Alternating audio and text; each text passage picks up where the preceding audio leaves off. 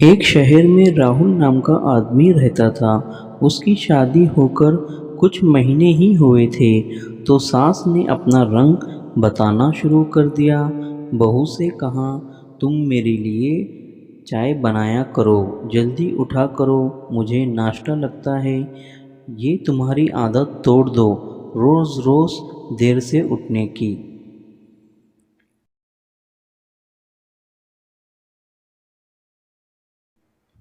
इधर बहू रूम में आई और सो गई।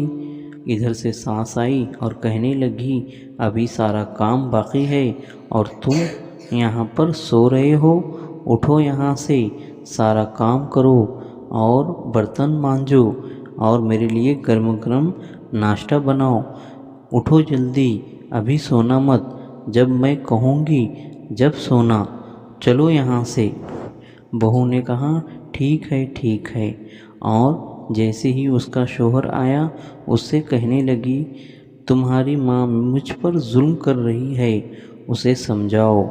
मैं अपना काम खुद करती हूँ, वो मेरे पीछे ही लग जाती है, ये करो वो करो, यहाँ पर मुझे रहना ही नहीं है।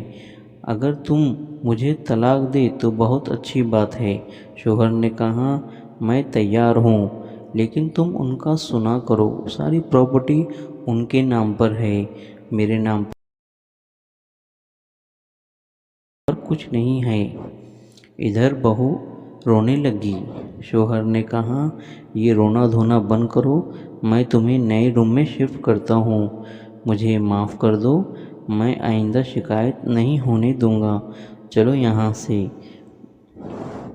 शौहर वो घर छोड़कर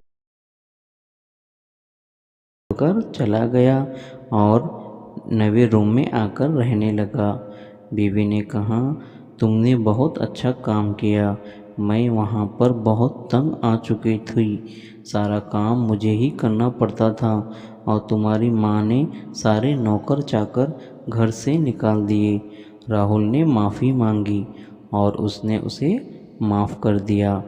इधर वो हंसी खुशी रहने लगी, नए घर में शिफ्ट हो गई, सारा घर का सेट किया और खुशी खुशी रहने लगी। कुछ दिन के बाद सास आई बहू के पास और बहू पर मारने लगी।